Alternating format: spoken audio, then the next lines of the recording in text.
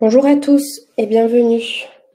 On va attendre un petit peu, encore quelques, peut-être 2 minutes, les participants. Et après, on va démarrer la formation.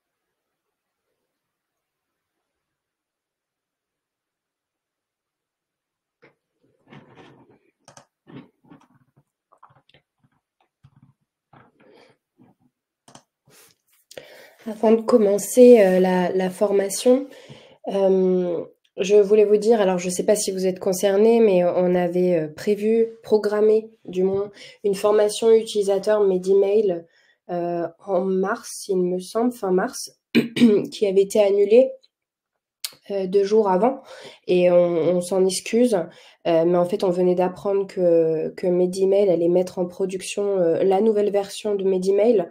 Donc en fait, cette formation initialement n'avait pas beaucoup de sens, puisque ce qu'on allait vous présenter allait ne plus exister sous cette forme-là une semaine après.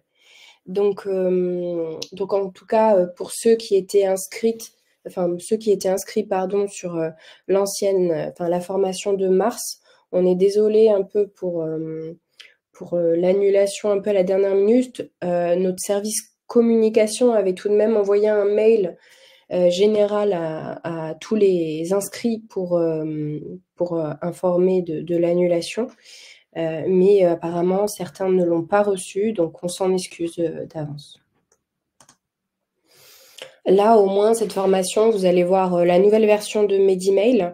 Alors, pour ceux qui viennent juste de découvrir Medimail, on va dire que vous n'aurez pu, vous ne connaîtrez jamais l'ancienne version de Medimail, et ce sera du coup peut-être beaucoup plus simple pour vous de la découvrir à présent et de pouvoir l'utiliser directement.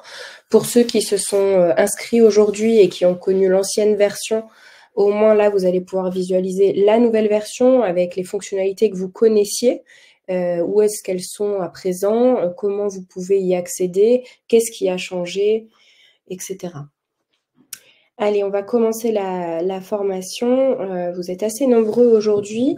Alors, je vais essayer en tout cas d'avoir un œil sur le chat pour répondre à vos questions. Donc, en gros, pour les bonnes pratiques du webinaire, on a coupé vos micros pour que on n'ait pas des bruits de fond et que la réunion soit agréable.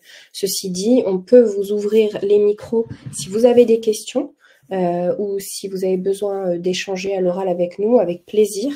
J'aurai l'impression de faire moins un monologue.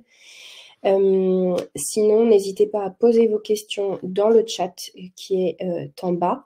Là, vous avez tous marqué bonjour. Comme ça, au moins, dès que je fais une mini-pause, je regarde sur le chat les questions qui ont été posées et j'y réponds directement. Pour information, cette session est enregistrée et le replay vous sera transmis par mail par Julie qui est connectée avec moi. Ce replay sera également avec la présentation que vous avez là sous les yeux, et on vous transmettra aussi un questionnaire de satisfaction à la fin dans le mail pour que vous puissiez nous faire vos retours. Peut-être il y a des sujets qu'on n'aura pas pu traiter ou qu'on n'aura pas pensé à traiter, donc n'hésitez pas, en tout cas, ça nous permet d'améliorer nos présentations. Alors aujourd'hui, sur le sommaire, je vais réexpliquer très brièvement qu'est-ce que c'est l'AMS Santé, mais sachez que vous avez plusieurs webinaires à votre disposition que j'anime. Il y a des webinaires sur l'AMS Santé au sens large. C'est un petit webinaire d'ailleurs, il fait 25 minutes, 25-30 minutes. Donc je vous invite en tout cas à le visionner, à vous inscrire à un de ces webinaires-là en amont. C'est toujours mieux, avant d'arriver sur Medimail et d'utiliser Medimail, de bien comprendre les principes de l'AMS Santé. Ensuite, en deuxième partie, on va expliquer très rapidement aussi les raccordements possibles de Medimail à votre espace de travail. Et enfin, la troisième partie, ça va être sur les fonctionnalités utilisateurs du webmail de Medimail. Donc, qu'est-ce que l'AMS Santé ? Pour ceux qui découvrent un peu cet espace de confiance, c'est donc un espace sur lequel vous allez pouvoir échanger par mail avec des professionnels de santé qui sont référencés auprès de l'ANS, donc l'Agence du numérique en santé, et qui vous permettent d'échanger dans un environnement informatique qui va garantir la sécurité et la confidentialité des données que vous échangez. Donc concrètement, vous avez un schéma là sous les yeux. Comme vous pouvez le voir, on va schématiser la MSS par le rectangle vert ici. C'est un espace clos. Ça veut dire que vous pouvez échanger qu'avec les professionnels et les personnes qui sont à l'intérieur de cet espace. C'est ce qui nous permet de sécuriser entre autres l'espace de confiance. Donc vous allez retrouver des professionnels de santé, du social, du médico-social, des patients également, puisque les patients, vous et moi, à titre d'assurés français, nous avons également une MS Santé qu'on appelle la MS Santé citoyenne sur la messagerie de santé de Mon Espace Santé. Donc pour ceux qui ne connaissent pas Mon Espace Santé, je vous invite également à suivre les webinaires sur Mon Espace Santé qu'on propose au sein du grade, puisqu'ils sont très complets et vous permettent d'avoir une visualisation de ce que vos patients ont à leur disposition en termes de données. Ce qui veut dire que quand on fait partie de cet espace de confiance, donc quand on est dans le petit espace vert ici, vous avez une adresse MS Santé. Les adresses MS Santé, elles prennent la forme de votre nom, prénom ou le nom de votre structure, arrobase, votre nom de domaine, donc par exemple ehpadabcd.mssanté.fr. Après le arrobase, il y a toujours le .mssanté.fr. Donc ça, c'est vraiment ce qui permet d'identifier une adresse MS Santé. Et donc, tous ceux qui font partie de cet espace de confiance ont par défaut une adresse MS Santé. Ce qui veut dire également qu'avec cette adresse, si vous essayez d'envoyer un mail vers une adresse d'un professionnel qui finirait par gmail.com, ça ne va pas fonctionner. Comme je l'ai expliqué, vous pouvez échanger ensemble que quand vous avez une adresse MS Santé. L'espace de confiance fonctionne comme ça. Donc, ça fait référence, ce que je suis en train de vous expliquer, à la petite partie droite de l'écran où il y a écrit effectivement que vous ne pouvez pas échanger avec des messageries non sécurisées. Donc, tout ce qui est Gmail, Orange, Hotmail, mais aussi les adresses qui sont ch-abcd.fr. Quand il n'y a pas du .mssanté.fr par défaut, c'est-à-dire que ce n'est pas sécurisé dans l'espace de confiance MS Santé et donc vous ne pouvez pas échanger avec des personnes externes.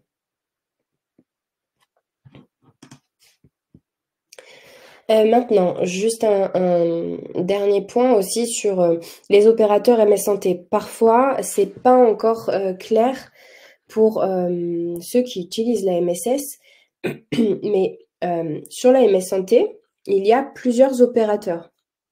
Je prends tout le temps le parallèle avec le marché de la téléphonie parce que ça parle à tout le monde. Sur le marché de la téléphonie, vous avez Bouygues Télécom, SFR, Orange, ce sont des opérateurs téléphoniques. Sur la MS Santé, c'est la même chose, vous avez plusieurs opérateurs MS Santé. Donc en fait, la MSS, pour être clair, c'est plusieurs messageries qui sont interopérables. Interopérables, ça veut dire qu'ils peuvent échanger ensemble de façon transparente. Donc, vous avez des opérateurs qui sont industriels, vous avez des opérateurs qui sont institutionnels, comme Mailize, et vous avez des établissements sanitaires ou médico-sociaux qui sont devenus opérateurs MS Santé pour pouvoir effectivement maîtriser leur infrastructure de A à Z. Donc, vous verrez dans la présentation qui vous sera envoyée, vous avez des liens un peu partout. Ici, entre autres, vous avez la liste des opérateurs référencés auprès de l'ANS. Donc, n'hésitez pas en tout cas à cliquer dessus pour découvrir la liste des opérateurs. Et entre autres, vous en avez quelques exemples en dessous, Lifen, Medimail, Wraptor, Mailize, etc. Donc maintenant, on va rentrer un peu plus dans le vif du sujet sur les boîtes aux lettres MS Santé. Évidemment, si vous avez accès à Medimail, ça veut dire que vous avez une ou plusieurs adresses MS Santé de ce type-là. Donc, il faut que vous compreniez à quoi elles servent et comment elles fonctionnent. Donc déjà, les boîtes aux lettres nominatives, c'est des boîtes aux lettres qui sont personnelles, au nom-prénom d'une personne physique qui a un numéro RPPS. Ou ADELI. Bon, les ADELI en soi n'existent plus, ont été transformés en numéro RPPS pour toutes les professions à présent. Donc effectivement, ça veut dire que vous avez un numéro RPPS. Ces boîtes aux lettres-là, ces boîtes aux lettres nominatives, elles prennent la forme de, vous le voyez en bleu en dessous, prénom.nom, arrobase, le nom de domaine de votre structure, .mssanté.fr. Il y a aussi des boîtes aux lettres organisationnelles. Donc, comme le nom l'indique, organisationnel, ça veut dire que c'est une boîte aux lettres partagée par plusieurs personnes de votre structure ou de votre service. Donc, en fait, un établissement peut avoir plusieurs boîtes aux lettres organisationnelles en fonction de ses besoins. Il peut avoir des boîtes aux lettres pour le secrétariat, pour le service radiologie, pour le service médecin-co, etc., etc. Tout est possible. Donc, elles sont accessibles à plusieurs professionnels sous la responsabilité d'un professionnel habilité avec l'accord du responsable de la structure, évidemment. Ceci dit, l'accès à une boîte aux lettres organisationnelle ne peut se faire que de façon nominative, ce qui veut dire que, en tout cas sur le webmail de Medimail, si vous utilisez le webmail, vous allez avoir besoin d'avoir une boîte aux lettres nominative pour accéder à votre boîte aux lettres organisationnelle.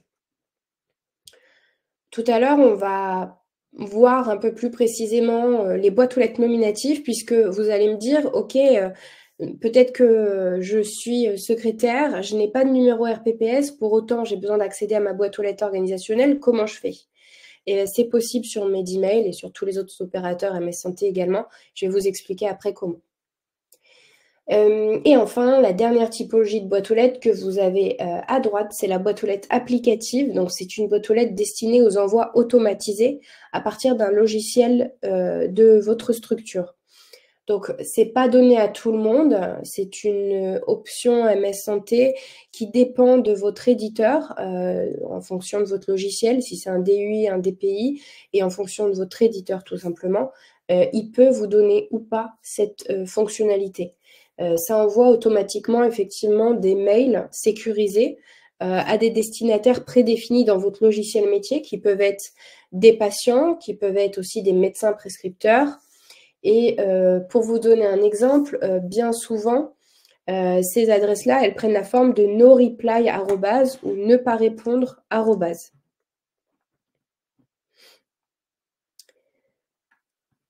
Je vous donne un exemple. L'envoi par boîte aux lettres applicative, ça peut être utilisé dans les laboratoires de biologie médicale puisqu'ils envoient les comptes rendus de biologie de cette manière-là de leur logiciel métier directement vers les patients et les médecins prescripteurs. Alors, je fais juste une pause. Je vois qu'il y a des questions. Je vois qu'il y a des personnes qui disent pouvez-vous envoyer le replay? Oui, on a effectivement annoncé au début de la réunion qu'un replay serait envoyé. Ensuite, qu'est-ce qu'on a?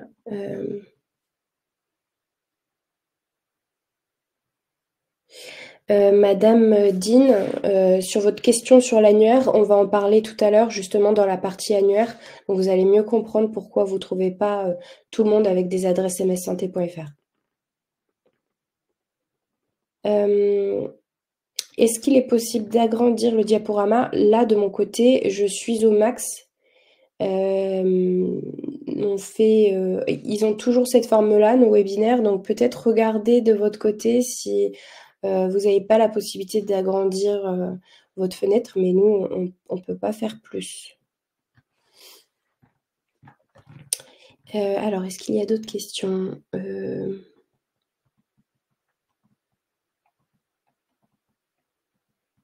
Ah, je vois que quelqu'un vous a répondu sur la diaporama. Ah voilà, Madame Belleville. Oui, effectivement. Alors, on va parler de cette partie-là. Donc là, vous voyez dans cette diaporama, dans cette slide-là, pardon, on a tout évoqué, sauf la petite partie en rouge à la fin. Donc oui, pour information, une boîte aux lettres sans activité pendant 1 an est automatiquement supprimée. Évidemment, vous avez une notification avant cette suppression. Le référentiel MS Santé demande aux opérateurs de vous prévenir 2 mois avant et vous recevez plusieurs notifications avant la suppression définitive de votre boîte aux lettres, je vous rassure. Ceci dit, si vous ne vous connectez pas à votre boîte aux lettres pendant ce délai-là, des 2 mois, la boîte aux lettres sera automatiquement supprimée. Quand on dit une boîte aux lettres sans activité, ça veut dire que vous ne vous y êtes pas connecté à votre boîte aux lettres. C'est pas parce que vous n'avez pas envoyé un mail, c'est parce que vous ne vous êtes pas connecté à cette boîte aux lettres. Allez, on continue. Donc, pourquoi utiliser l'AMS Santé? Déjà, ça permet de se conformer aux obligations légales de protéger les échanges de santé. Ça protège la responsabilité de vos professionnels et ça préserve les données du patient dans le respect du secret médical. Il y a des articles de loi, évidemment, derrière cette responsabilité, ce règlement, pardon. On ne va pas les aborder maintenant. Par contre, ils sont abordés dans le webinaire MS Santé, donc n'hésitez pas à vous inscrire pour en savoir plus. Juste une parenthèse, pour les utilisateurs qui n'ont jamais encore eu d'autres présentations de la MS Santé que celle-ci, pour que vous ayez une visibilité de pourquoi, enfin, quelle est la différence entre une messagerie non sécurisée et une messagerie MS Santé, je vous ai fait un schéma assez simple. En gros, quand vous envoyez un mail, donc on va imaginer Monsieur Dupont, ici en bleu, va envoyer un mail à Madame Martin. Ce mail, il va être envoyé et il va passer par le net. Ça, c'est le chemin classique, voilà, d'un mail.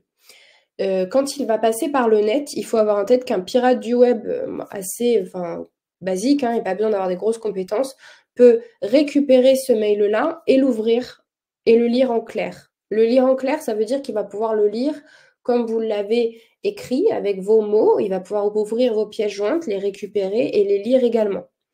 Il faut avoir en tête qu'un dossier patient peut valoir jusqu'à 250 € sur le dark web. Donc évidemment, il y a des personnes malveillantes, qu'on appelle des pirates du web, qui vont effectivement récupérer ces informations-là pour se faire de l'argent facilement. Sur le dark web, il y a beaucoup d'acheteurs de ces données-là, que ce soit des laboratoires, que ce soit des pays étrangers, etc.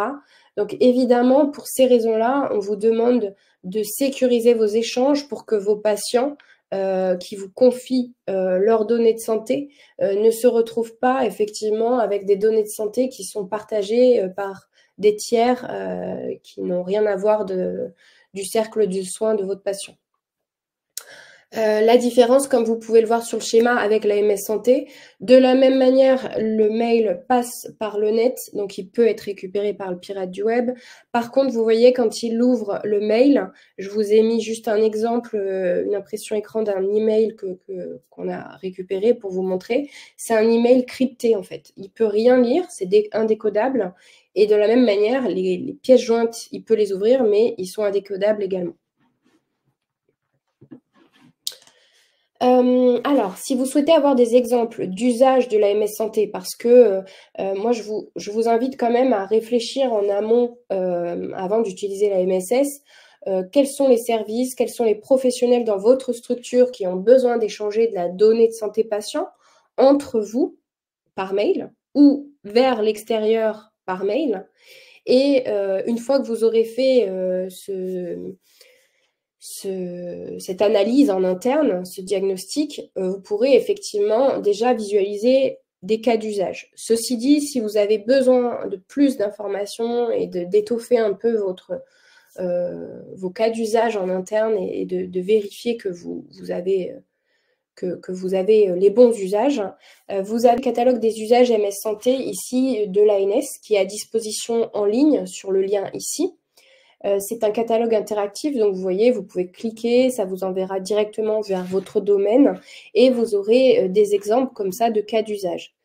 Ce catalogue des usages est en cours de refonte à l'ANS pour effectivement étoffer les cas d'usage que vous pouvez y trouver, puisque les cas d'usage évoluent aussi à travers le temps.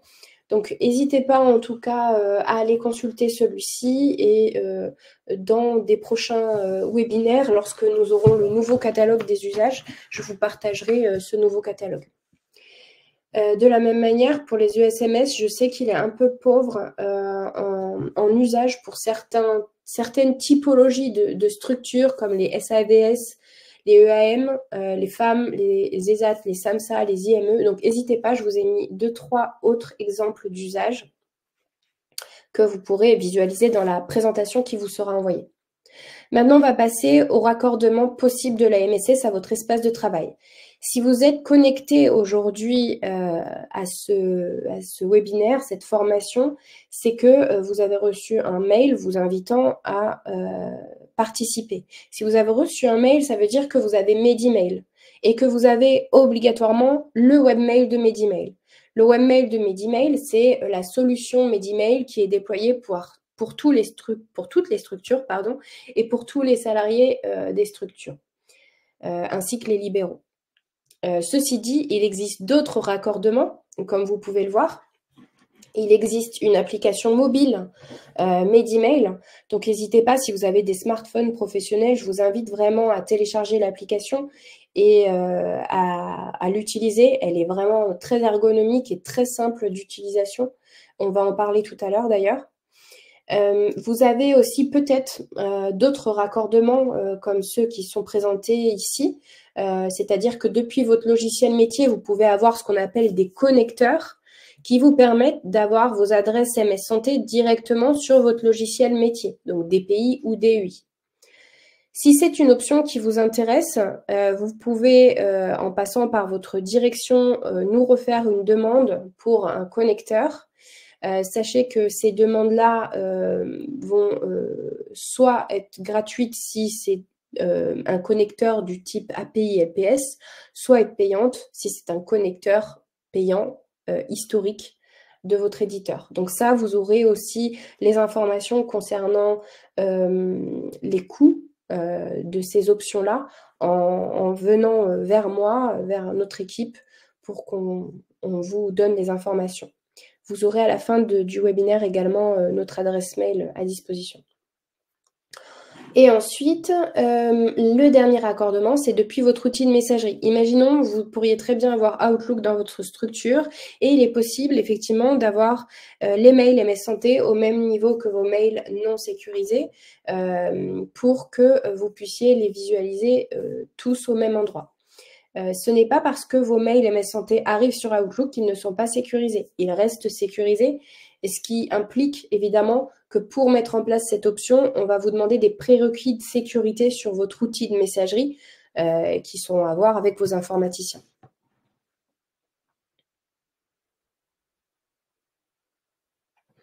Alors, on continue.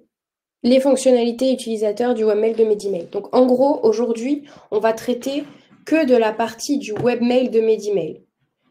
Je vais vous montrer les fonctionnalités que vous avez que à travers le webmail de Medimail. Si vous avez besoin, parce que vous avez un connecteur avec ArchMC2, Teranga, NetSoin, enfin tout un tas d'autres Innovacom, logiciel métier éditeur. Si vous avez besoin en tout cas d'être formé sur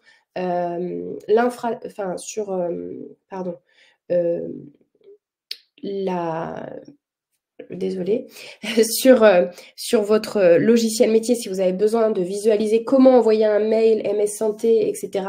Effectivement, c'est à votre éditeur qu'il faut faire la demande de formation, puisque nous, on n'est pas à même de vous former sur la partie de vos logiciels métiers. Il faut savoir qu'avec Medimail, il y a plus de 90 maintenant, je dirais à peu près, logiciels métiers qui sont interconnectés. Donc évidemment, c'est pas nous qui pouvons vous former sur ceci. Nous, on va le faire que sur la partie webmail de Medimail et application mobile aujourd'hui. Donc en gros, on va commencer sur la partie connexion au webmail de Medimail. Donc, pour ceux qui utilisaient le Medimail auparavant, vous ne connaissez pas cette fenêtre-là. Elle est nouvelle. La mise à jour de la nouvelle version a été faite le 8 avril, donc la semaine dernière. Oui, c'est ça, la semaine dernière. Effectivement, ça, c'est un peu tout nouveau. Donc, le webmail de Medimail, l'URL n'a pas changé, medimail.mipi.fr. Quand vous cliquez sur le webmail, vous avez toujours deux possibilités pour vous connecter. Vous avez adresse mail, mot de passe. Je le rappelle, mais l'adresse mail, c'est votre identifiant Medimail et votre identifiant, c'est votre adresse non sécurisée. Ce n'est pas votre adresse MS Santé. Le mot de passe que vous avez effectivement choisi lorsque votre compte a été créé. Si vous avez oublié votre mot de passe oublié. Et vous pouvez ici vous connecter pour accéder à Medimail. Lorsque vous allez cliquer sur connexion, il va y avoir un message, une demande de code à usage unique, un code OTP. En fait, on va vous demander un code pour valider votre connexion. Cette partie-là, c'est un code de sécurité pour que vous puissiez accéder à cet espace de confiance qui est sécurisé. Et ce code, vous le recevez sur votre messagerie non sécurisée.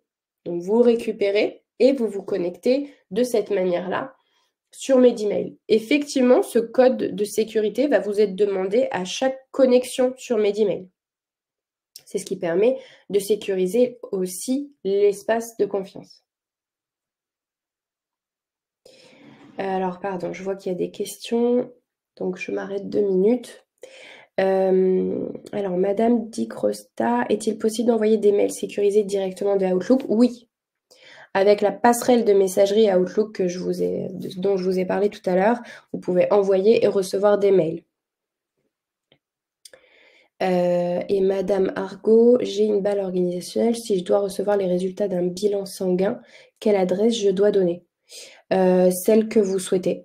Par contre, attention, mssanté.fr, il n'y a pas d'accent sur le E. C'est-à-dire que si vous avez une boîte aux lettres organisationnelle, je vais plus vous préconiser de donner la boîte aux lettres organisationnelle de votre structure pour des questions de continuité de service, parce que si demain vous êtes absente parce que vous êtes en congé, au moins vos équipes pourront tout de même recevoir ce compte-rendu de biologie. Après, si c'est un patient qui ne vous concerne que vous et dont les informations ne doivent pas être partagées avec votre équipe, à ce moment-là, plutôt demander effectivement l'envoi sur votre adresse nominative.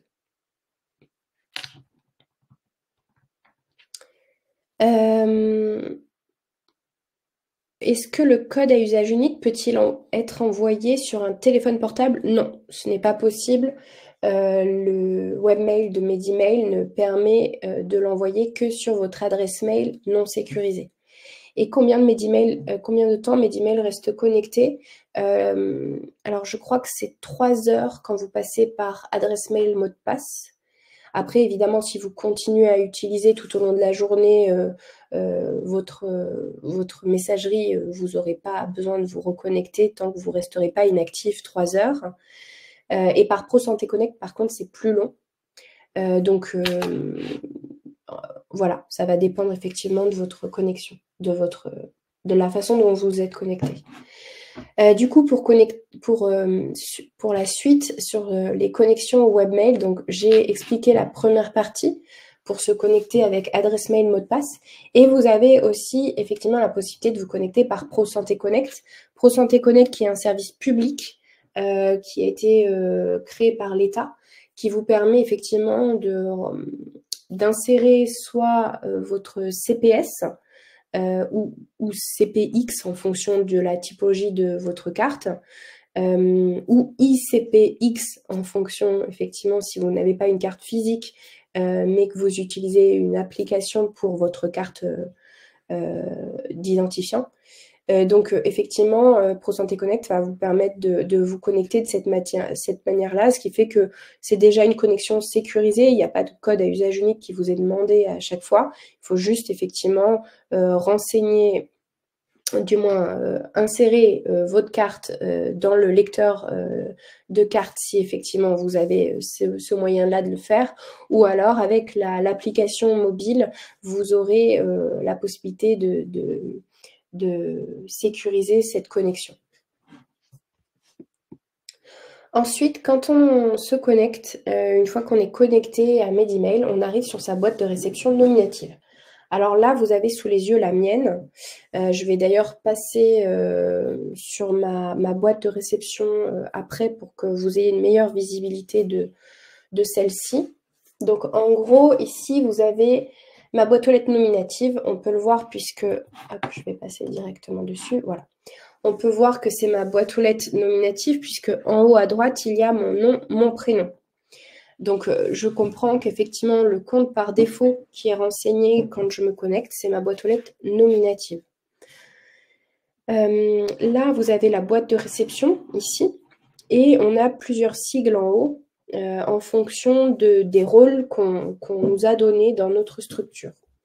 Alors, pour la plupart d'entre vous, vous avez effectivement votre nom, votre prénom, ou alors, si vous avez paramétré par défaut votre boîte aux lettres organisationnelle, vous avez le nom de votre structure, de votre service ou de votre boîte aux lettres organisationnelle, ici. Pour la plupart d'entre vous, vous avez également, obligatoirement, pardon, la messagerie, la petite enveloppe ici, qui vous permet d'accéder tout simplement à votre boîte de réception, boîte d'envoi. Vous avez la partie point d'interrogation ici, on va cliquer dessus, ça c'est l'assistance Medemail. Donc effectivement c'est une FAQ, une foire aux questions pour que vous puissiez rechercher les questions auxquelles vous pouvez être amené à vous poser sur Medemail. Ensuite, vous avez peut-être ce petit logo-là qui est l'administration. C'est une clé à molette. Donc, en gros, l'administrateur, c'est si votre structure vous a donné des droits supplémentaires pour créer, supprimer des boîtes aux lettres. Normalement, obligatoirement, vous avez toujours un administrateur par structure. Et vous pouvez, les administrateurs seulement peuvent rajouter d'autres administrateurs. Donc, je vous invite en tout cas, si vous souhaitez être administrateur, à voir cette partie-là avec votre direction. Et ensuite, vous n'aurez pas le sigle super administration puisque ça, c'est propre à nos besoins. Alors, si on commence, je vais retourner sur la partie du webinaire, de la présentation. Donc ça, c'est la première partie, la boîte de réception nominative. On va la voir un peu plus en détail. Comme je vous ai expliqué, vous avez tout ce qui est sigle à votre disposition en haut à droite de votre écran. Donc vous avez tout ce qu'on a vu tout à l'heure. En sachant que le menu contextuel, donc quand vous cliquez sur votre nom, votre prénom, ça vous permet d'accéder à un menu gestion des paramètres de votre boîte mail qu'on va voir tout à l'heure. Ça vous permet également de changer de boîte mail pour votre boîte aux lettres organisationnelle et ça vous permet également d'accéder au bouton de déconnexion. En gros, je vous remontre, mais si je clique sur mon nom, mon prénom ici, effectivement, j'accède à d'autres fonctionnalités. Déjà, ici, si vous vous demandez quelle est votre adresse MS Santé, vous l'avez ici, dans le petit encart ici. MS Santé, vous voyez, moi, mon adresse MS Santé est écrite ici. De la même manière, pour vos boîtes aux lettres organisationnelles, ce sera écrit au même endroit. Pour changer de compte, donc de passer de votre boîte aux lettres nominative à votre boîte aux lettres organisationnelle, etc., vous avez ici le bouton changer de compte. Alors, je clique dessus. Comme vous pouvez le voir, j'ai accès par exemple à 2 boîtes aux lettres organisationnelles de ma structure. Donc, si je clique sur l'une d'elles, vous allez voir mes emails réfléchis, hop, se rafraîchit. Ici, on peut voir que je n'ai plus accès à la même boîte de réception. Il y a beaucoup plus de mails dans cette boîte de réception puisque c'est une boîte aux lettres d'équipe. Donc, en fait, nos équipes MS Santé sont effectivement raccordées, peuvent partager cette boîte aux lettres-là et l'utiliser. Donc ça, vous voyez d'ailleurs en haut à droite, il n'y a plus écrit mon nom, mon prénom, mais il y a écrit BAL.org, équipe MSS. Pour ceux qui ne sont pas habitués au vocabulaire MS Santé, BAL, c'est boîte aux lettres, org, c'est organisationnel, équipe MSS. Parfois, vous n'aurez pas BAL.org, équipe MSS, vous pourriez très bien avoir équipe MSS tout simplement. Alors, pardon, je vois qu'il y a des nouvelles questions. Je n'ai pas le sigle admin, pourtant je suis la seule à utiliser pour l'instant la BAL. Comment faire? Alors, Madame Belleville, je vous invite du coup à contacter l'assistance pour qu'on puisse vous rajouter en tant qu'administrateur si votre structure n'a pas d'administrateur. Pour la partie assistance, vous avez, d'ailleurs on peut le montrer dès maintenant, vous avez le petit en bas de votre écran, là je suis en train de vous le montrer, vous avez Contactez-nous, donc vous pouvez cliquer sur Contactez-nous, vous saisissez la région à laquelle vous appartenez, Provence-Alpes-Côte d'Azur, et ici vous avez l'adresse de notre hotline, donc c'est l'assistance. Quand vous allez envoyer un mail sur cette adresse-là, ça va créer un ticket chez nous et vous aurez une réponse assez rapide sur la partie dont vous avez besoin. Je reviens en arrière. Je vois qu'il y a d'autres questions. Peut-on communiquer avec les patients via mes emails? Oui, effectivement, on en a parlé tout à l'heure. De toute façon, vous aurez le replay, hein, pour rappel, pour ceux qui sont arrivés après. Vous aurez le replay pour revisualiser cette partie-là. Effectivement, dans la présentation, on a bien dit que vous pouviez échanger avec les patients. Et on va en reparler puisque dans le webmail de Medimail, vous allez voir qu'on a effectivement les deux parties. Là, je suis sur la partie messagerie, de la découverte de la messagerie. Et on va parler tout à l'heure de la partie patient, ici. Allez, on continue du coup. Donc, effectivement, là, maintenant, je suis connectée sur la boîte aux lettres organisationnelle. Donc, je peux changer de compte de cette manière-là. Si je reviens sur ma boîte aux lettres nominative, hop, à nouveau, ça réfléchit et j'arrive sur ma boîte aux lettres nominative. Sur ma boîte aux lettres nominative, évidemment, les mails qui sont dans cette boîte de réception ne sont visibles que par moi-même. Personne d'autre n'a d'accès sur ma boîte aux lettres nominative, à part si j'ai créé une délégation. Et les délégations, on va en parler tout à l'heure. Vous avez le bouton se déconnecter et le bouton gérer mon compte et cette partie-là, on la verra tout à l'heure. Oups, voilà. Donc, ensuite, maintenant qu'on a vu effectivement toute la partie sigle que vous avez en haut à droite de votre écran, on va parler des différents types de boîtes aux lettres nominatives. Tout à l'heure, j'ai évoqué le fait qu'une secrétaire, par exemple, pourrait très bien avoir accès à une boîte aux lettres organisationnelle, même si elle n'a pas de numéro RPPS.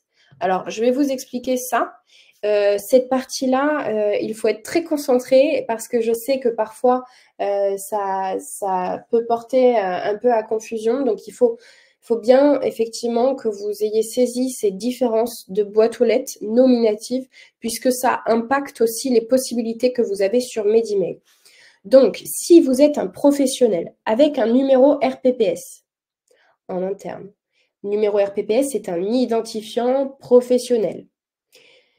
Ce numéro RPPS vous permet d'avoir une boîte aux lettres de type pair pour personnel.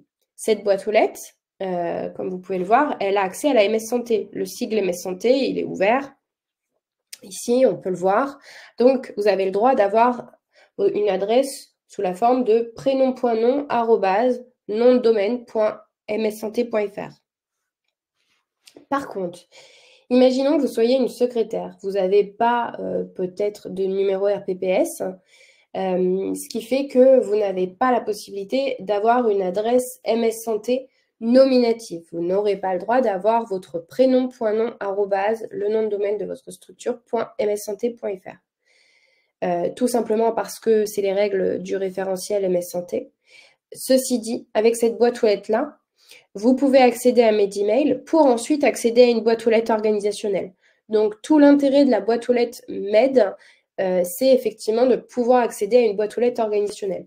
Sur la boîte aux lettres organisationnelle, par défaut, vous aurez toujours la MS Santé. Donc, quand vous ferez la petite articulation qu'on a vue tout à l'heure entre boîte aux lettres nominative et boîte aux lettres organisationnelle, et que vous arriverez sur votre boîte aux lettres organisationnelle, là, vous pourrez échanger sur la MS Santé, sous le nom de votre structure, et non pas de façon nominative, mais sous le nom de votre structure, vous pourrez échanger sur la MSS avec les établissements et les patients dont vous avez besoin, avec lesquels vous avez besoin d'échanger. Donc, en gros, à quoi ça... Ce que je viens de vous expliquer, les boîtes aux lettres de type personnel et boîtes aux lettres de type Medemail, comment on peut les visualiser sur Medemail? C'est-à-dire comment vous pouvez vérifier que vous avez telle ou telle boîte aux lettres. Peut-être que, on ne sait pas, votre responsable a oublié de transmettre votre numéro RPPS sur votre boîte aux lettres nominative et que vous vous retrouvez avec une boîte aux lettres de type Med plutôt qu'une boîte aux lettres de type pair.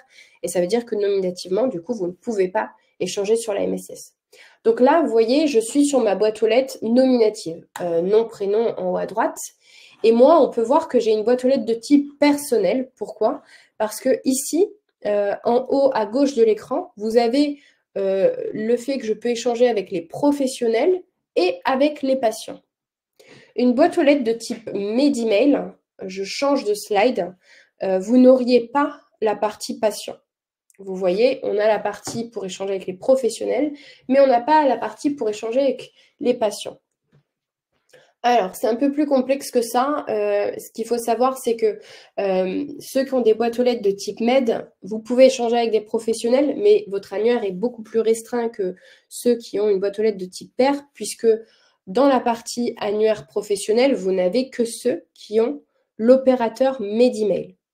Je le rappelle pour ceux qui n'étaient pas là en début de session, il n'y a pas sur la MS Santé que l'opérateur Medemail. Il y a tout un tas d'autres opérateurs qui vous permettent d'échanger de façon sécurisée.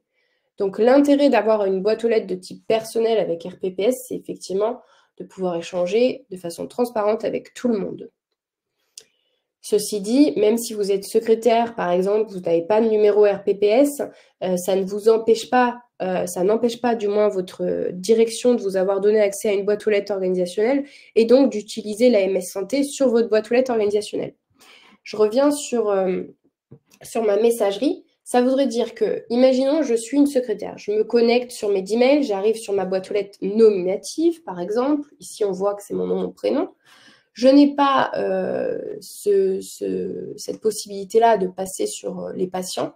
Je n'ai que la partie professionnelle et ça veut dire que dans l'annuaire, je n'ai que les adresses sécurisées Medemail et non pas MS Santé. Il faut faire la différence vraiment entre le canal MS Santé et le canal Medemail. Et on va l'expliquer un peu plus tout à l'heure. Mais par contre, voilà, je voulais finir mon cas d'usage. Si je suis secrétaire, je peux très bien passer sur ma boîte aux lettres organisationnelle. Et là, sur ma boîte aux lettres organisationnelle, j'ai toujours la possibilité d'échanger avec patients ou professionnels. À voir avec votre structure si vous avez bien accès à une boîte aux lettres organisationnelle de la structure. Donc, pour revenir un peu et expliquer un peu plus simplement ces histoires de canaux de sécurisation, il faut savoir que initialement, les opérateurs MS Santé, avant d'être devenus opérateurs MSS, ils étaient certainement opérateurs de messagerie sécurisée, avant que la MS Santé existe, par exemple. Et donc, ils avaient déjà sécurisé leur messagerie. Donc, ils ont effectivement bien souvent deux canaux. Là, vous le voyez, quand on est, par exemple, l'exemple de Martine Dubois, elle a une boîte aux lettres personnelle. Donc, avec une boîte aux lettres personnelle, elle peut échanger de deux manières. Elle peut échanger par le canal Medimail à un autre correspondant Medimail. Et je ne sais plus d'ailleurs, quelqu'un tout à l'heure avait posé une question sur l'annuaire. Je vais essayer de retrouver en demandant effectivement pourquoi il ne voyait que des adresses sans mssanté.fr. Et donc, la réponse est à Madame Dean. Voilà. Votre question, c'était petite question dans l'annuaire pour la clinique. J'ai des personnes qui n'ont pas à la fin de leur mail mssanté.fr. C'est que là, en fait, les adresses que vous voyez, ce sont des adresses Medimail. Medimail. Donc, vous pouvez effectivement, si vous avez une boîte aux lettres personnelle, échanger avec eux de façon sécurisée, mais que sur le canal Medimail. Et si vous avez une boîte aux lettres personnelle, vous pouvez utiliser votre correspondance MS Santé, martine.dubois@medimail.mssanté.fr, pour échanger sur la MS Santé. Donc le canal MS Santé vous est ouvert évidemment également. Pour les boîtes aux lettres Medimail, donc les secrétaires qui n'auraient par exemple pas de RPPS, vous n'avez pas ces deux possibilités-là avec votre boîte aux lettres nominative. Si on prend l'exemple de Monsieur David, il peut échanger avec sa boîte aux lettres MED, de type MED, que par le canal Medimail, pas par le canal MS Santé, puisqu'il n'a pas de correspondance MS Santé. Le référentiel dit les professionnels sans RPPS n'ont pas le droit d'avoir des adresses nominatives MS Santé, comme là, Madame Dubois au-dessus. Ceci dit, pour Monsieur David, il y a une possibilité de se connecter effectivement, d'avoir un compte de connexion à la balle org de sa structure. Par exemple, là, on voit secrétariat.dubois. Donc, on peut peut-être là dire qu'on est dans un cas d'usage d'un cabinet avec un professionnel qui pourrait être un médecin libéral et son secrétaire. Et effectivement, ils ont accès à la même boîte aux lettres organisationnelle et de la boîte aux lettres organisationnelle, ils peuvent également échanger sur le canal Medimail et ils peuvent également échanger sur la MS Santé. Donc, qu'est-ce qui va faire que vous pouvez utiliser tel ou tel canal? Tout simplement, ça va être l'adresse que vous allez saisir sur l'annuaire. On va parler tout à l'heure de l'annuaire, mais quand vous allez faire nouveau message professionnel de santé, là, je vous montre en même temps cette partie-là, l'édition d'un mail. Donc, je suis sur professionnel, nouveau message professionnel. Ici, j'ai la possibilité effectivement de saisir une adresse que je peux rechercher dans l'annuaire qui est à ma disposition. Donc, quand je clique sur cet annuaire, vous voyez, j'ai la possibilité de faire plusieurs recherches. Soit nom, prénom, description de la boîte aux lettres, numéro RPPS ou mail de la personne. Soit, alors mail non sécurisé du coup, soit en recherchant l'activité.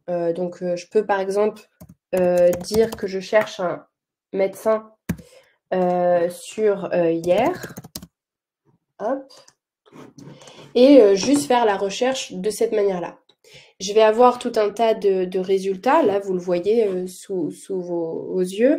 J'ai entre autres des professionnels qui ont des adresses ch-hier.fr et j'en ai aussi qui ont ch-hier.mssanté.fr. D'ailleurs, on voit que c'est la même personne, tout simplement parce que je peux échanger avec elle sur le canal Medimail, puisqu'on a toutes les deux Medimail, soit sur le canal MS Santé, si je veux effectivement que mon mail soit comptabilisé dans les mails MS Santé.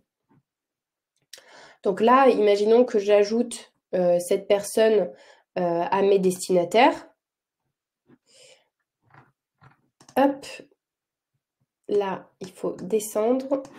Vous voyez, ça l'a bien ajouté. Je valide ma sélection. J'aurais très bien pu mettre quelqu'un en copie aussi. Voilà, je rajoute quelqu'un en copie et je valide. Donc là, une fois que j'ai sélectionné les professionnels avec lesquels j'ai besoin d'échanger, mais j'aurais très bien pu aussi faire ma recherche autrement. J'aurais très bien pu dire, je connais le médecin avec lequel je veux échanger. Je sélectionne son adresse en tapant son nom, son prénom. Voilà. Je sélectionne en destinataire et je valide. Voilà. On a plusieurs façons de rechercher sur l'annuaire. Effectivement, donc là, j'ai sélectionné que des adresses MS Santé. J'aurais très bien pu aussi sélectionner des adresses non MS Santé, hein. Je fais un exemple encore.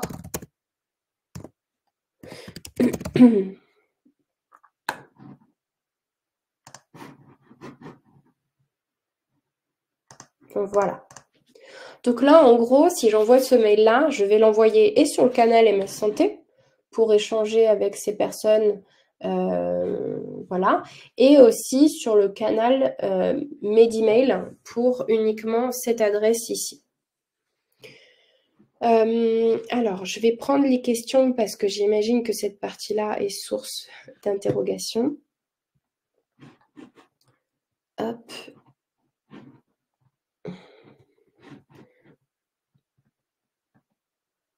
Alors, comment retrouver les adresses MS Santé des autres professionnels et notamment les médecins nominatifs ou MED? Alors du coup, je pense que cette question a dû être posée un peu en amont. Vous avez la réponse maintenant, effectivement, sur l'annuaire. Sachez que vous avez tous, du coup, accès à un annuaire, que vous soyez MS Santé ou pas. Donc, vous pourrez visualiser quelles sont les limites de vos comptes. Donc, effectivement, de cette manière-là, vous pouvez chercher l'adresse MS Santé d'un établissement, mais aussi d'un professionnel. Par exemple, imaginons que demain, vous souhaitiez me contacter via Medimail. Je vais vous montrer à présent, c'est une nouvelle fonctionnalité de l'annuaire de Medimail qui est bien pratique. Vous voyez là, j'ai cherché Célia Lagarde. Donc, c'est moi. Ici, j'ai accès à mon adresse Medimail et je vous montre, j'ai aussi accès à mes adresses. Quand on clique là sur la petite flèche sur le côté, on peut visualiser aussi les boîtes aux lettres organisationnelles auxquelles je suis rattachée. Donc, entre autres, on peut très bien effectivement l'ajouter aussi dans les destinataires ou les destinataires en copie de ce mail. Donc ça, c'est une nouvelle fonctionnalité, c'est assez pratique. Ensuite, je vais reprendre les autres questions. Il faut donc que toutes les IDE aient une adresse nominative pour pouvoir accéder à la boîte aux lettres organisationnelle. Non. Comme j'ai expliqué, une boîte aux lettres Medimail peut accéder, ici on a l'exemple, une boîte aux lettres Medimail peut accéder à une boîte aux lettres organisationnelle. Et d'ailleurs, pour information, des IDE, par défaut, ils ont des RPPS. Donc, vous n'avez aucun souci à leur donner des boîtes aux lettres personnelles. Je pense avoir répondu aux questions d'après, vu que j'ai expliqué au fur et à mesure et que je n'ai pas regardé toutes vos questions. Grâce à d'autres filtres. Ok, je pense avoir répondu à tout le monde. Alors, pour Monsieur Verrier, peut-on créer des groupes de contact? Malheureusement, pas encore. Ça devait être livré dans cette nouvelle version, la version 25, et ce sera livré prochainement dans un patch correctif, mais on n'a pas encore cette possibilité-là. Par contre, vous le voyez, vous avez la possibilité de mettre des professionnels. Par exemple, si je prends l'exemple de... Je vais taper un nom de professionnel. Voilà, si je prends par exemple un professionnel avec lequel j'échange régulièrement, je peux l'ajouter aux favoris. Vous voyez, ici, vous avez une petite étoile et quand vous l'ajoutez, ça vous met un petit pop-up pour vous dire que vous avez réussi à l'ajouter. Et si je vais dans mes favoris, vous allez pouvoir visualiser toutes les personnes que j'ai mis en favoris. Vous pouvez d'ailleurs les supprimer des favoris et vous pouvez facilement, en tout cas, les ajouter à votre mail. Donc, en attendant qu'on ait effectivement la possibilité d'avoir des groupes de contacts, n'hésitez pas de cette manière-là, en tout cas, à mettre tous les contacts avec lesquels vous échangez régulièrement en favoris. Et vous devrez effectivement cliquer sur tous les utilisateurs, tous les destinataires pour les avoir tous dans votre adresse, dans votre mail, pardon. Donc, ensuite, vous avez, donc, comme toute messagerie, vous avez la possibilité de mettre des personnes en destinataire, en copie, en objet, vous mettez l'intitulé de votre mail. On a la possibilité effectivement de choisir le format de votre mail. Vous pouvez mettre gras, etc. Donc tout ça. La signature, effectivement, depuis cette nouvelle version, vous avez la possibilité d'ajouter une nouvelle signature directement par l'édition d'un nouveau mail. Moi, j'ai plusieurs signatures. Donc, on va le voir tout à l'heure, mais effectivement, vous pouvez ajouter une signature ici ou vous pouvez le faire également du menu qui est ici dans « Gérer mon compte ». On va en parler tout à l'heure. Après, moi, j'ai défini par défaut une signature que vous voyez là à l'écran, mais effectivement, vous pouvez le faire. J'ai aussi d'autres signatures, voilà, pour mon équipe, etc. Donc, soit j'enregistre dans les brouillons, soit j'envoie mon mail. Sachez une chose, quand vous enregistrez un mail dans un brouillon et que vous mettez des pièces jointes, ça ne va pas conserver les pièces jointes, puisque Medimail n'a pas vocation à être à stocker, en tout cas, des fichiers. Donc, effectivement, ça ne conservera pas vos pièces jointes. Allez. Hop. On revient à l'écran principal. Sur cette partie-là, donc on a vu effectivement la partie nouveaux messages professionnels de santé. À présent, vous avez d'autres fonctionnalités. Vous avez la possibilité effectivement de faire des glissés-déposés. Donc si je veux par exemple ranger un mail, je peux le ranger dans le dossier qui convient. Je peux également le supprimer si j'ai envie. Hop, je le remets dans ma boîte de réception. Dans ma boîte de réception, je peux très bien le mettre en supprimer. Ou je peux, à travers le glisser-déposer, tout simplement le faire. Vous voyez ici, si je sélectionne mon message, je peux le supprimer. Je peux le marquer comme lu. Quand il est marqué comme lu, je peux très bien le remarquer comme non lu. Je peux le faire d'ici, mais je peux le faire aussi de là, marqué comme lu, non lu, voilà. On a maintenant aussi la possibilité de mettre des drapeaux en fonction des priorités. Donc, on pourrait très bien imaginer que je mets un drapeau à celui-ci. Et je peux aussi déplacer, alors vous avez vu, je peux faire un glisser-déposer, mais je peux aussi déplacer mes mails en sélectionnant mes dossiers directement de ce petit, ce sigle-là. Une fois donc je vais vous montrer un mail. Quand j'ouvre un mail, j'ai en dessous les événements. Donc ici, on voit que j'ai envoyé un mail le 14/4/2025 à 8h41 et qui a été ouvert par le destinataire à 9h13. Donc j'ai parfois effectivement ces informations-là. Quand je vais dans messages envoyés, vous allez voir que ici j'ai certaines notifications, sigles en fait, qui me permettent de savoir si mes destinataires ont ouvert ou pas mes mails. Donc ici, on peut voir qu'une partie des destinataires a ouvert le message. Donc ça veut dire que dans ce mail-là, il y a plusieurs destinataires, que potentiellement, il y en a certains qui l'ont lu et d'autres pas. Ici, on voit qu'aucun destinataire n'a ouvert mon message.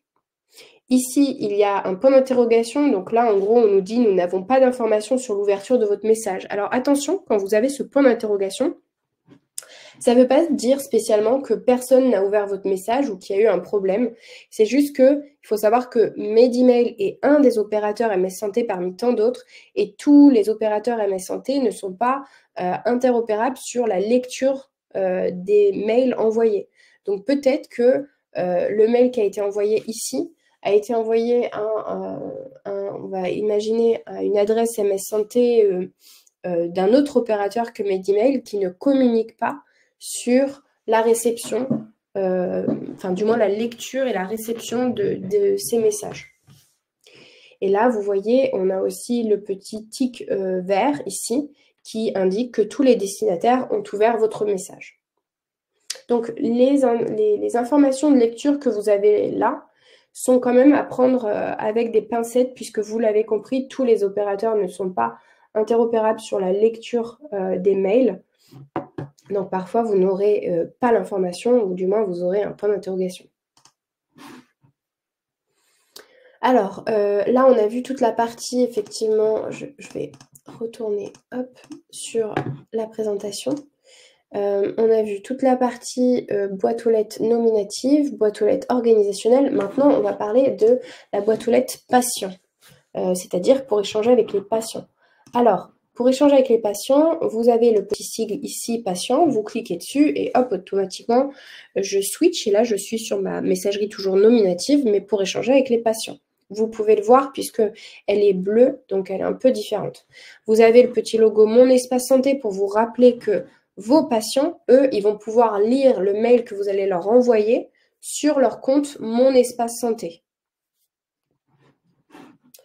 Donc après, ça fonctionne, vous avez là, ici, ça fonctionne de la même manière. Nouveau message patient. Quand vous avez un mail, vous pouvez glisser, déposer, etc. Tout pareil. Là, je viens, pardon, je viens de cliquer sur nouveau message patient. Donc j'ai l'édition d'un mail qui s'ouvre. Et vous pouvez le voir, c'est un peu différent que pour la partie professionnelle. Déjà, on me demande si je veux saisir l'INS du patient et je n'ai pas d'annuaire. Pourquoi? Puisque pour échanger avec les patients, l'adresse patient, elle a la même forme pour tous les assurés français. C'est le matricule INS de votre patient, @patient.mssanté.fr. Donc en gros, là je vais juste pour l'exemple saisir 15 chiffres pour vous montrer.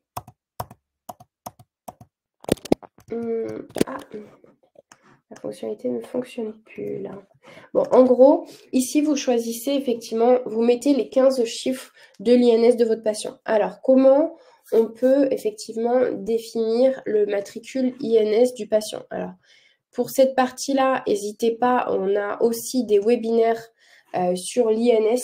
Donc, n'hésitez pas à vous inscrire sur notre catalogue is.fr pour effectivement participer à des webinaires qui vont vous donner des informations sur l'INS.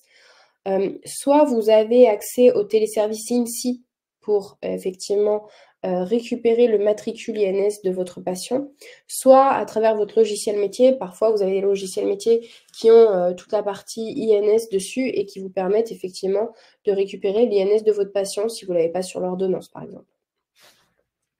Et attention, l'INS du patient, ce n'est pas plutôt le numéro de sécurité sociale. Ce n'est pas toujours le numéro de sécurité sociale du patient. Puisque quand on est, par exemple, son enfant, par exemple, quand on a un enfant, il a le même numéro de sécurité sociale que nous au début. Et donc, ça veut dire qu'un matricule, un numéro de sécurité sociale appartient à 2 personnes. Alors qu'un INS permet effectivement d'identifier l'identifiant d'un seul patient. Donc, pour être juste, on dit que l'INS, c'est le numéro NIR ou le numéro NIA du patient. Ensuite, tout fonctionne pareil. Donc, vous avez l'objet. Là, vous avez tout pareil. Par contre, vous avez une petite fonctionnalité qui permet au patient de répondre à ce message ou pas. C'est-à-dire que je ne l'ai pas expliqué par contre en début de formation, mais évidemment la première règle de la MS Santé, c'est que l'échange sur la MSS ne peut être initié que par le professionnel de santé.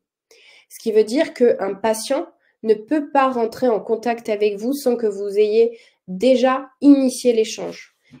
Et vous pouvez, entre autres, quand vous initiez l'échange, donc là, par exemple, je suis professionnelle, j'envoie un mail à mon patient, je peux très bien décider de fermer la conversation pour ne pas lui donner la possibilité de répondre à ce mail.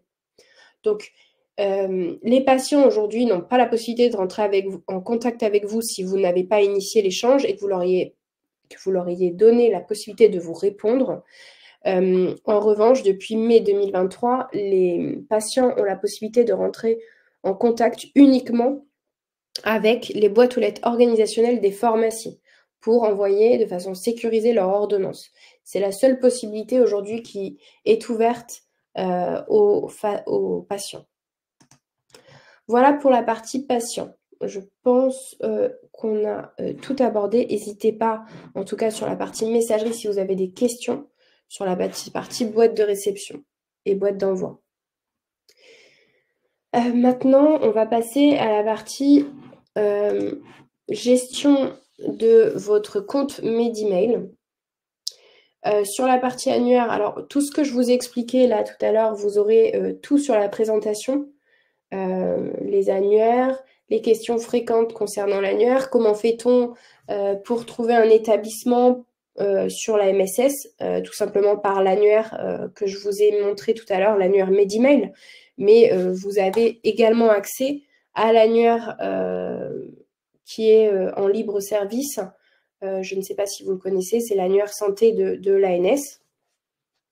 Donc c'est le même annuaire que vous avez sur Medimail pour la MS Santé, mais en tout cas, si vous souhaitez, vous pouvez faire des recherches directement sur celui-ci. Au niveau de vos adresses MS Santé, même si effectivement, quand vous allez obtenir votre adresse MS Santé, vous allez, si vous avez décidé, si vous n'avez pas demandé, pardon, à être sur liste rouge, vous allez apparaître sur l'annuaire MSS national. Donc vous pourrez être visible par les autres professionnels de santé. Ceci dit, tous les établissements ne vont pas rechercher tous les jours pour vérifier que vous êtes bien maintenant raccordé à la MS Santé. Donc on vous préconise de noter votre adresse MSS dans la signature de votre messagerie professionnelle non sécurisée. Vous le voyez à l'écran, moi j'ai fait la même chose pour mon adresse. J'ai ma signature et j'ai mon adresse MS Santé sur ma signature pour qu'effectivement les personnes, les interlocuteurs avec lesquels j'échange régulièrement puissent visualiser que j'ai la MSS et que s'ils ont besoin d'échanger de la donnée de santé patient, ils peuvent le faire à travers mon adresse MS Santé et leur adresse MS Santé. Vous retrouverez également toutes les informations que je vous ai données, la consultation des messages envoyés avec effectivement les notifications que vous pouvez visualiser.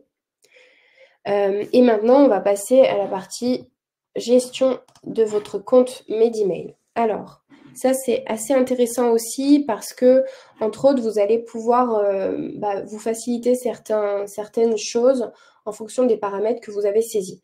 Donc, si je clique sur mon nom ou prénom, donc le menu contextuel qui est en haut à droite de votre écran, je fais gérer mon compte. Donc, le bouton ici, je clique dessus. J'ai tout un tas de menus qui me sont proposés et qui vont me permettre effectivement de paramétrer mon compte.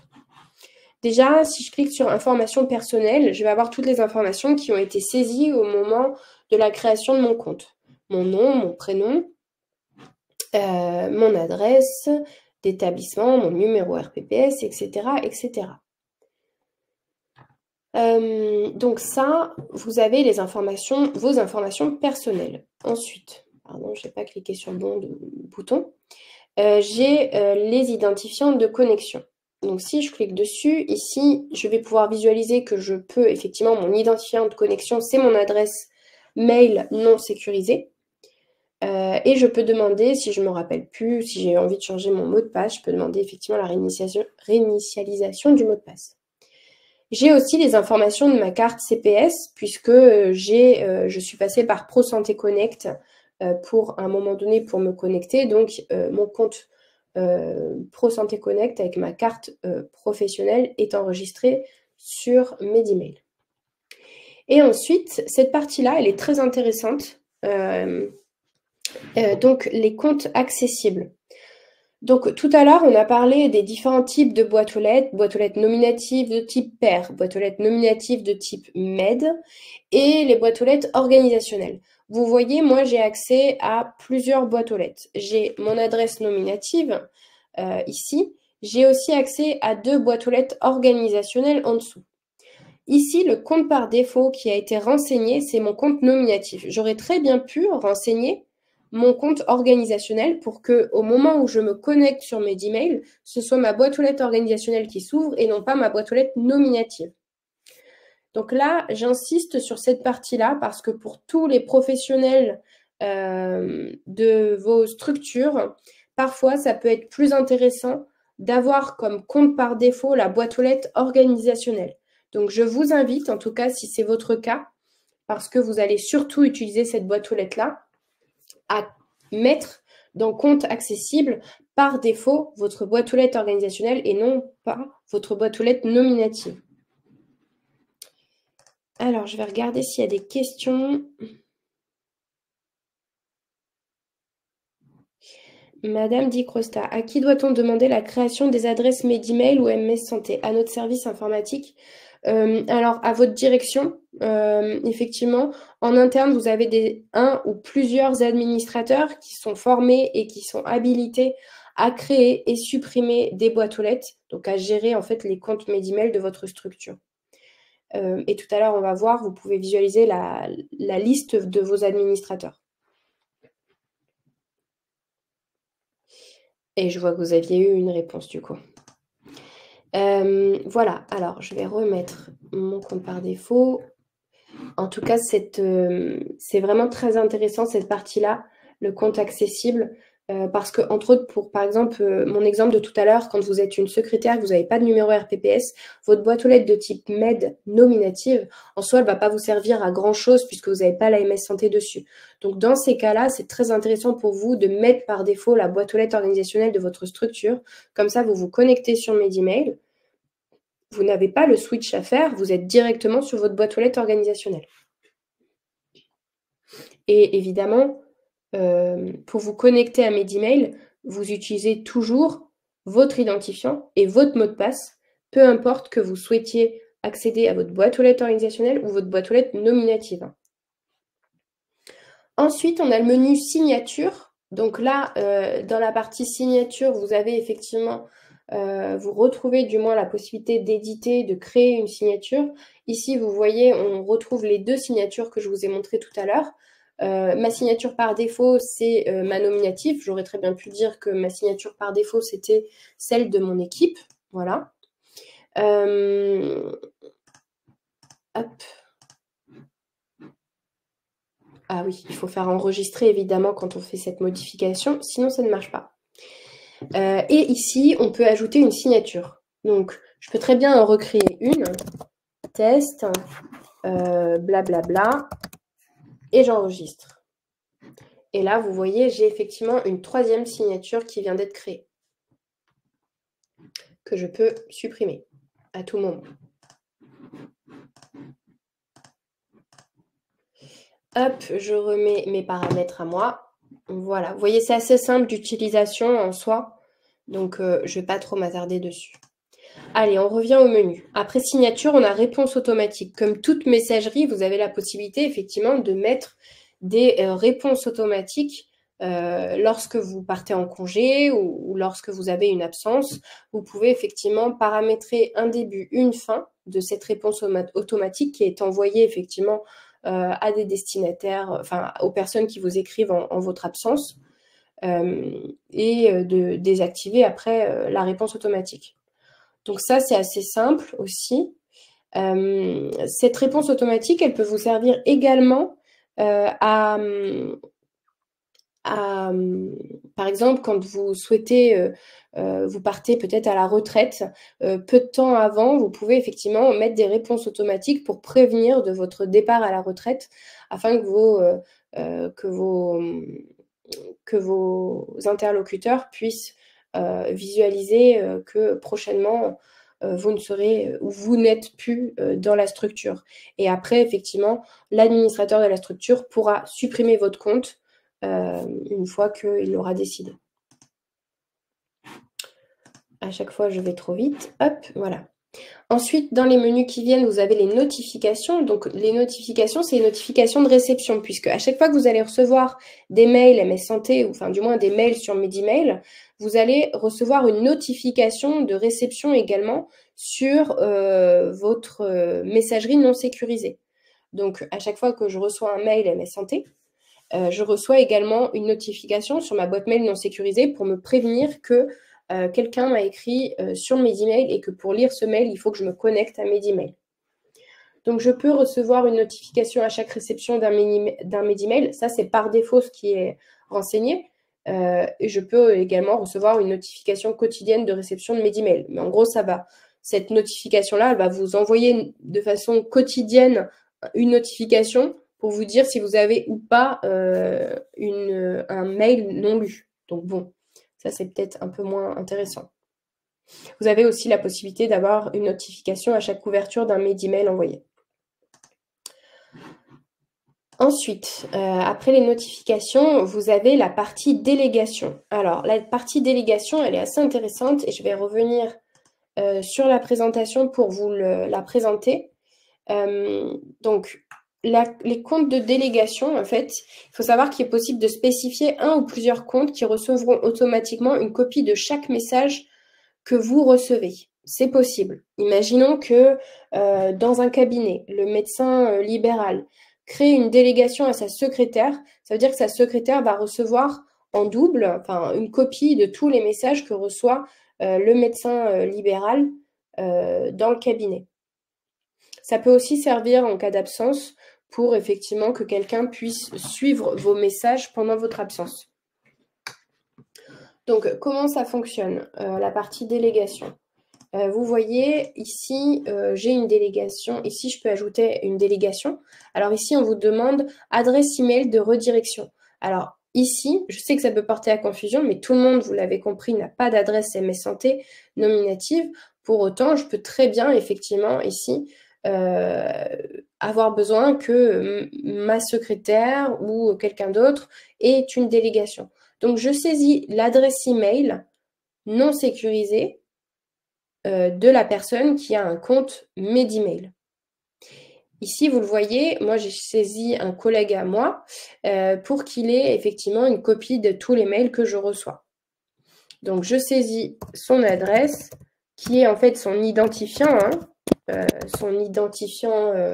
Medemail, et j'ajoute la délégation de cette manière-là. Je peux également supprimer, ici vous voyez, j'ai un petit bouton supprimer la délégation pour supprimer effectivement la délégation que j'avais donnée à une personne de mon service.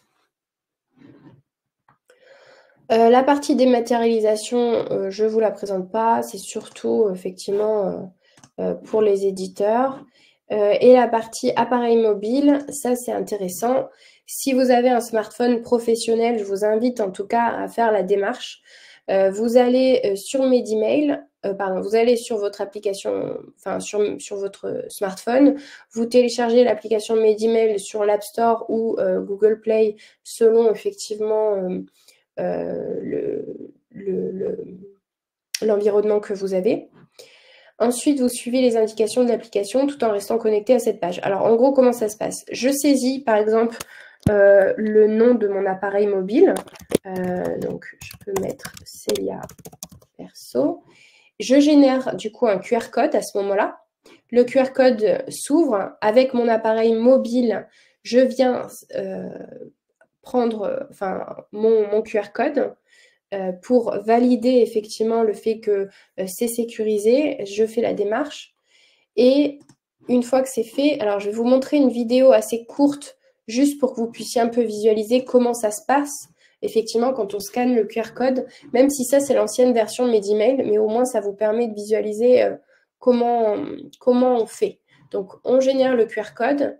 Avec son téléphone mobile, on vient effectivement scanner le QR code. Ça nous emmène vers effectivement cette fenêtre-là.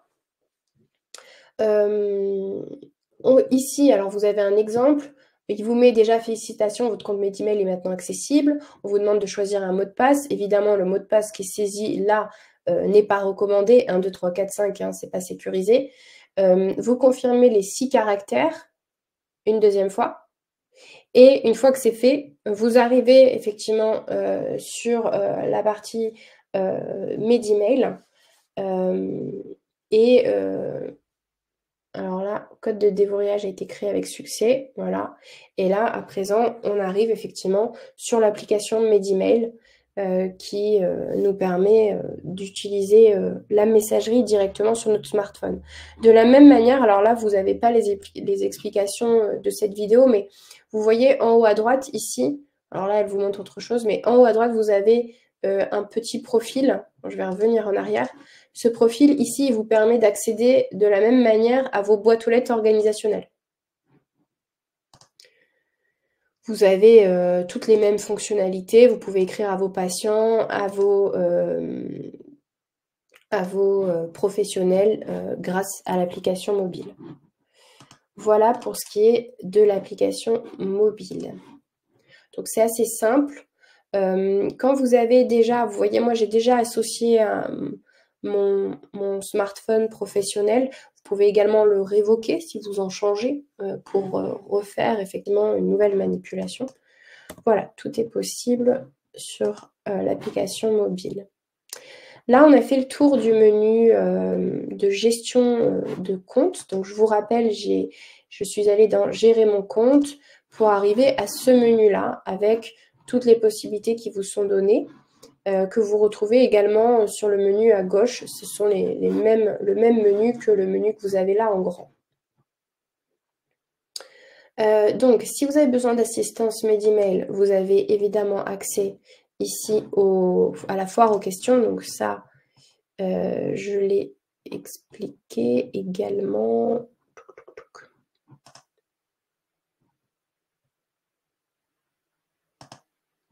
Voilà, ici. Donc, la foire aux questions, vous y accédez par le petit sigle point d'interrogation. Elle vous permet de répondre aux questions fréquentes qui sont organisées par thème. Ici, vous voyez Medimail en général, créer un compte Medimail, se connecter à Medimail, envoyer un message, gérer les paramètres, Medimail pour les éditeurs, etc. etc. Ça vous permet également, parfois, là, ici, si vous avez besoin d'une question spécifique, de saisir quelques mots-clés pour peut-être que ça vous emmène effectivement au bon endroit de votre réponse. Donc ça, c'est pour la foire aux questions, qui est nouvelle, hein, puisque avant nous n'avions pas cette possibilité-là sur Medimail. Ensuite, alors je l'ai déjà dit, mais ici vous avez Contactez-nous, avec effectivement les différentes régions. Vous saisissez votre région, vous arrivez ici sur notre adresse hotline. Il faut aussi que je vous parle d'une autre partie. Là, on a vu gérer mon compte quand c'est nominatif. Imaginons que j'aille sur un compte organisationnel. Je le fais en même temps pour vous montrer.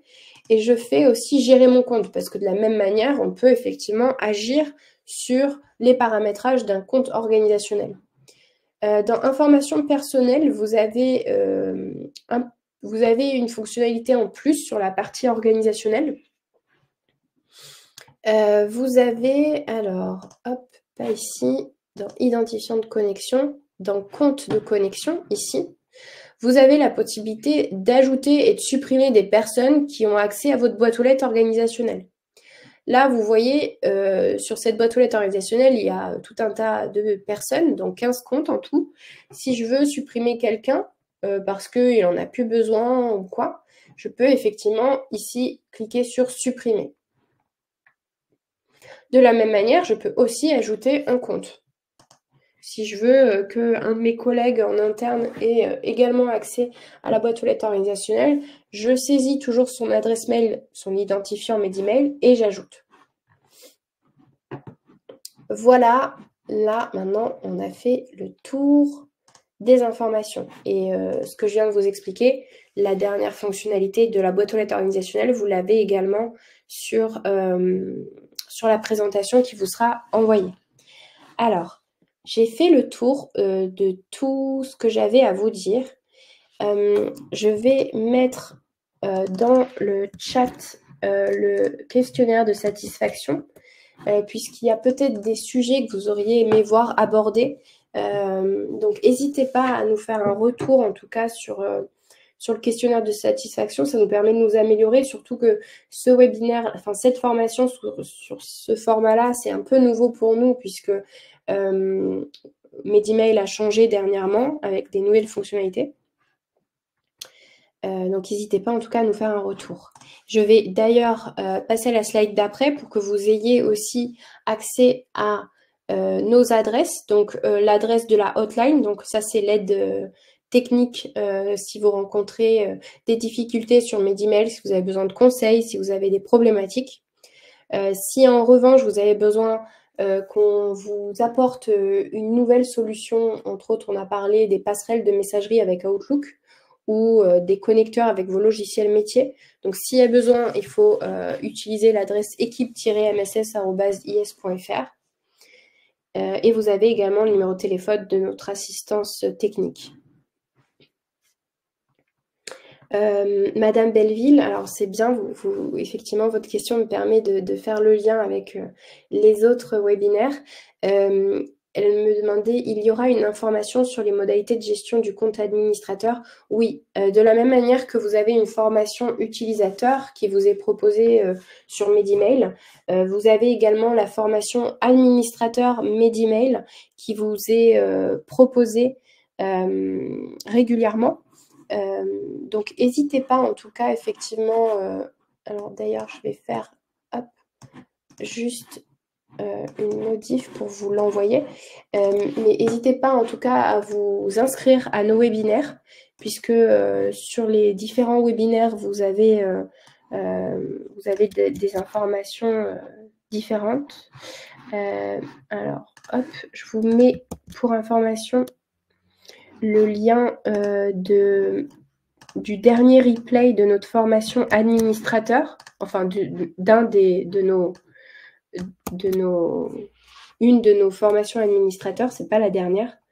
Ainsi, si en tout cas vous n'avez pas la possibilité, ou du moins si les dates de webinaire ne vous conviennent pas, les prochaines dates, vous avez effectivement de cette manière-là accès à notre replay. Et je vais vous envoyer également le catalogue de nos webinaires dans le chat. Voilà, je vous mets aussi le catalogue de nos webinaires. Donc, dans ce catalogue, vous retrouverez des webinaires sur tout un tas de sujets. Il y a la MSS, il y a Medimail, il y a également l'INS, il y a également le DMP, mon espace santé, etc. Donc, n'hésitez pas. En tout cas, ça peut vraiment vous aider. Il y a des experts d'ailleurs qui peuvent répondre à vos questions. Alors, je reprends juste les questions pour vérifier que j'ai répondu à tout le monde. N'hésitez pas entre-temps, si vous avez des questions, à les poser dans le chat puisqu'on arrive à la fin du webinaire. Alors,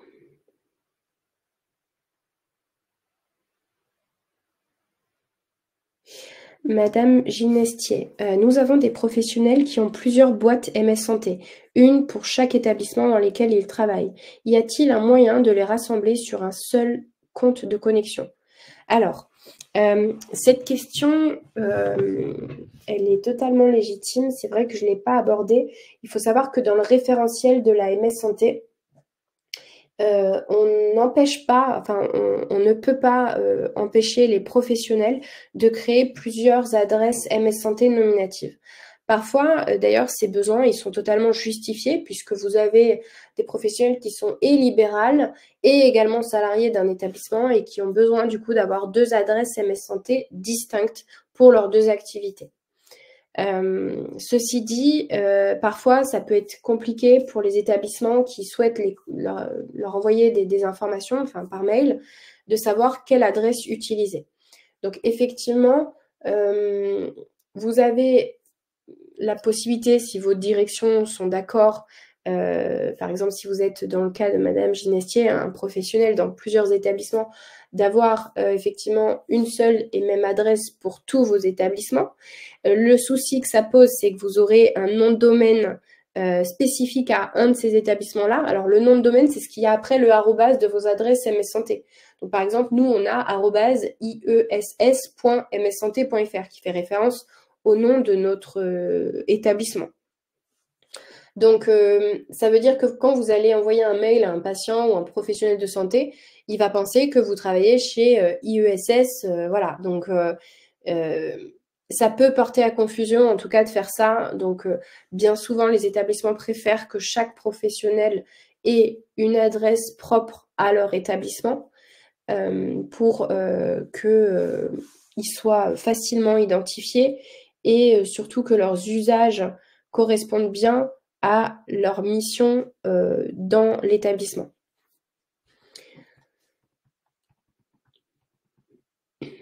J'espère que j'ai répondu à votre question. Madame Pastor, est-ce que si je crée une réponse automatique de mes emails, elle apparaît également sur mes mails non sécurisés? Non. Vos mails non sécurisés sont totalement distincts de vos mails sécurisés. Le seul lien qu'il y a entre ces deux messageries, c'est le fait de recevoir des notifications de Medemail. En fait, Medemail vous envoie des notifications, des mails, en fait, pour vous informer de la réception d'un nouveau mail sécurisé sur Medemail. Mais sinon, on n'agit pas du tout sur vos mails non sécurisés.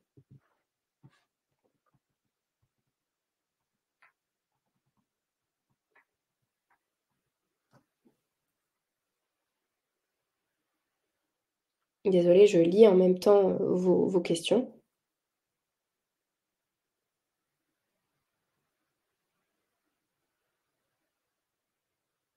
Alors, Madame Baronnet, je vois que vous avez des questions un peu spécifiques par rapport à votre établissement. Donc, je vous invite en tout cas à récupérer une des adresses qui est là sous vos yeux. Alors, je vais vous mettre l'adresse de la hotline pour vos questions. Comme ça, n'hésitez pas en tout cas à envoyer des mails à cette adresse pour avoir des conseils sur l'utilisation et sur les comptes que vous avez.